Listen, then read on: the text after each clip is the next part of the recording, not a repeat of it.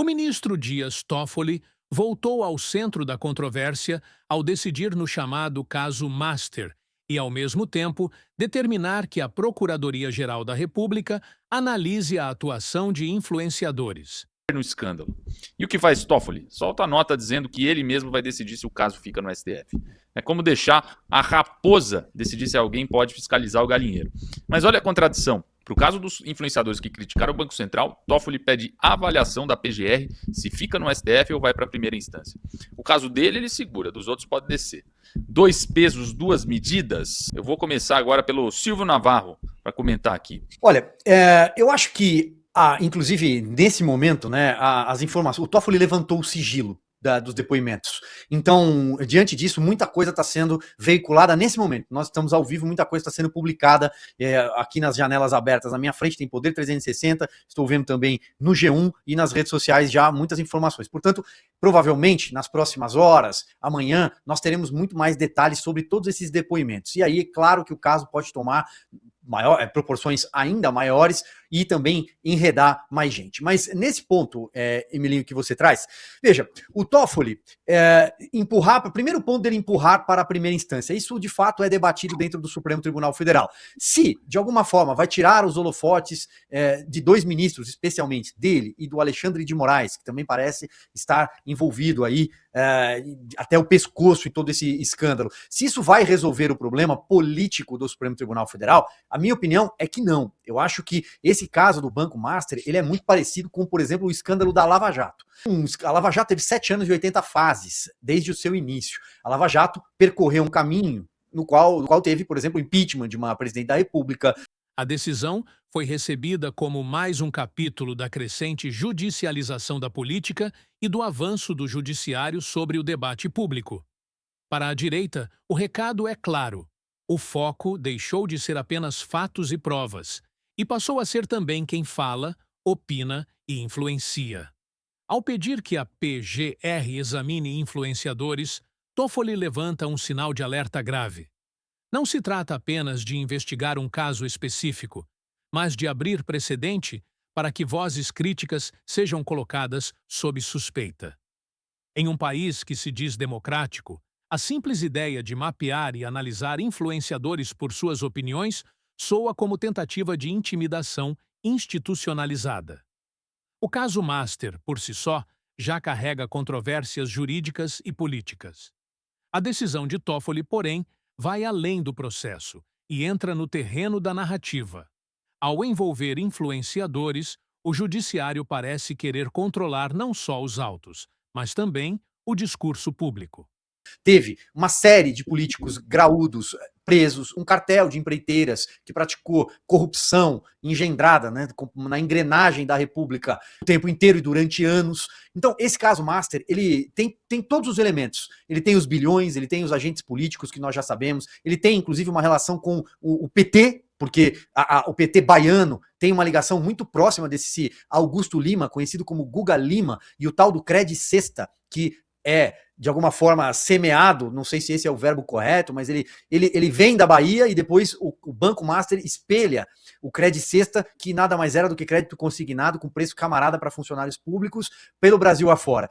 E a ligação dele com o PT baiano é muito grande, e nós estamos falando de Rui Costa, ministro da Casa Civil, ex-governador, Jacques Wagner, líder de governo no Senado, ex-governador da Bahia. Você tem 2 gabinetes de ministros do Supremo Tribunal Federal, os bilhões, como eu já disse. Silvio, não tem um sítio de Atibaia, não, dessa vez tem um resort inteiro. Então, há uma série de elementos que mostram que esse escândalo é muito grande. A diferença talvez seja justamente o Poder Judiciário, os tribunais superiores, o STF, na figura desses 2 ministros, tão próximos desse escândalo. Mas isso também se explica porque no topo da pirâmide de poder hoje no Brasil, talvez não tenhamos só um partido, o PT, tenhamos uma outra sigla, PT-STF, é um consórcio de poder desde que Lula foi reabilitado politicamente para voltar à cena.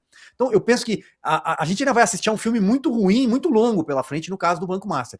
Essa é a minha opinião. Então, quando o Jornal Globo, na figura da Malu Gaspar, que fez um bom trabalho jornalístico ao divulgar as informações, quando ela teve as informações da reunião do Galípolo com o Moraes, e daí vieram todos os desdobramentos, o Metrópolis tem feito um trabalho muito bom também, eu acho que fazer conjectura política nesta hora me parece um pouco precoce do tamanho desse escândalo, viu, Emilinho? Para a direita, isso não é coincidência, é método. Quando o debate escapa do controle, a resposta vem em forma de inquérito, investigação ou análise preventiva. O argumento oficial costuma ser o combate à desinformação. Mas a pergunta que fica é simples: quem define o que é desinformação? Quando ministros passam a sugerir que a PGR avalie comunicadores independentes, o risco de censura velada se torna real. A linha entre fiscalização legítima e perseguição política fica cada vez mais tênue. Influenciadores cresceram justamente porque parte da população não confia mais na mídia tradicional nem nas versões oficiais do poder. Atacá-los é, na prática, atacar esse público. A direita vê nessa movimentação uma tentativa de calar críticas ao sistema, proteger aliados e constranger opositores que ousam questionar decisões judiciais e políticas. A decisão de Toffoli reforça a percepção de que o judiciário brasileiro não se limita mais a interpretar a lei, mas atua como ator político ativo. Quando ministros falam, decidem e ainda orientam investigações sobre quem influencia a opinião pública, o equilíbrio entre os poderes fica comprometido. No fim, o caso Master vira pano de fundo para algo maior: o avanço do controle institucional sobre o debate político. Para a direita, o episódio não é isolado, mas parte de um cenário preocupante em que liberdade de expressão passa a ser tratada como ameaça e a crítica como crime em potencial. O Brasil observa, atento, enquanto decisões assim vão redesenhando silenciosamente os limites da democracia. O pedido para que a PGR entre em cena também levanta outra questão incômoda. Por que influenciadores? Políticos, partidos e grandes veículos já possuem estrutura jurídica e proteção institucional. Já criadores independentes dependem da própria voz e da audiência. Colocá-los sob investigação cria um efeito cascata de medo e autocensura. Muitos passam a pensar duas vezes antes de opinar, criticar ou questionar decisões do poder. Para a direita, isso revela uma inversão perigosa de prioridades. Em vez de focar no combate à criminalidade, à corrupção ou ao desperdício de dinheiro público, o sistema parece cada vez mais empenhado em vigiar opiniões. A mensagem implícita é simples: discorde, critique, mas saiba que pode virar alvo. Defensores da decisão alegam que ninguém está acima da lei. A direita concorda com o princípio, mas questiona a seletividade. A lei parece pesar mais para alguns do que para outros. Quando influenciadores conservadores entram no radar, a engrenagem gira rápido. Quando denúncias envolvendo figuras alinhadas ao sistema surgem, o ritmo costuma ser outro. O episódio também reacende o debate sobre ativismo judicial. Toffoli, ao decidir e ao mesmo tempo provocar novas análises, assume um papel que ultrapassa o de julgador. Para muitos, isso enfraquece a segurança jurídica e amplia a sensação de que decisões são guiadas mais por clima político do que por critérios técnicos. No ambiente digital, onde ideias circulam em alta velocidade, tentar controlar narrativas é tarefa quase impossível. Ainda assim, o sistema insiste. Para a direita, essa insistência demonstra medo. Medo da crítica, medo do debate aberto e medo de perder o controle da opinião pública. Ao final, a decisão no caso Master e o pedido envolvendo influenciadores deixam um recado incômodo.